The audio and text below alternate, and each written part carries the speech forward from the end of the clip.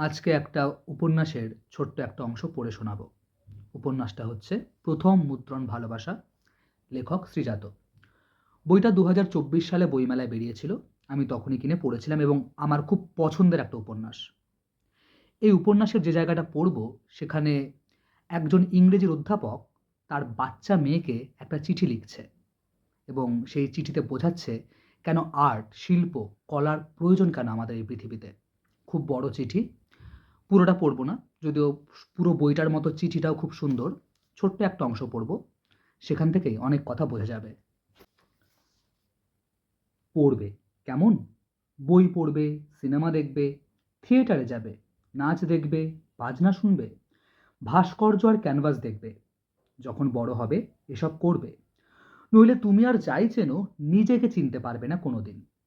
তারপর যখন বুড়ি হয়ে যাবে, সাদা চুল আর কাঁপা কাঁপা হাত হবে তোমার, তখন খুব মন খারাপ হবে নিজেকে চিনতে না পারার। তুমি কি মন খারাপ ভালোবাসো? বাসো না তো, না? তাই নিজেকে চিনতে চিনতে বড় হবে, চিনতে চিনতে বুড়ি হবে। দেখবে এক জীবনে কত রকম তোমার সঙ্গে দেখা হয়ে যাবে। দেখে ভাববে, আরে এইটা আবার আমি নাকি? বিশ্বাসই হবে না। কিন্তু তুমি বুঝবে যে ওইটাও তুমি, একরকম তুমি, অন্য তুমিগুলোর চেয়ে আলাদা একখানা তুমি। এইটা বোঝা খুব দরকার।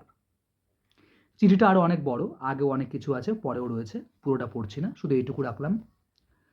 পড়লাম কারণ সত্যি আমাদের নিজেকে চেনার জন্য আর্টের খুব প্রয়োজন।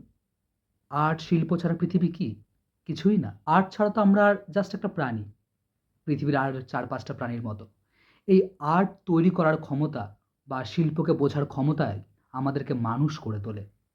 এখানে আরও একটা কোটের কথা মনে পড়ে যাচ্ছে, আমার এই পেছনেই টাঙানো রয়েছে। সেটা ডেড পোয়েট সোসাইটি সিনেমার একটা কোট। সেখানেও একজন সাহিত্যের অধ্যাপক তার ছাত্রদের বলেছিল কথাটা। সেখানে বলা হচ্ছে, "We don't read and write poetry because it's cute. We read and write poetry because we are members of the human race, and the human race is filled with passion." একদমই তাই। কবিতা, আর্ট যা কিছু, এগুলোই আমাদেরকে মানুষ বানায়। Art ছাড়া মানুষ জাস্ট একটা প্রাণী, আর কিচ্ছু না। আর্টের বড্ড প্রয়োজন।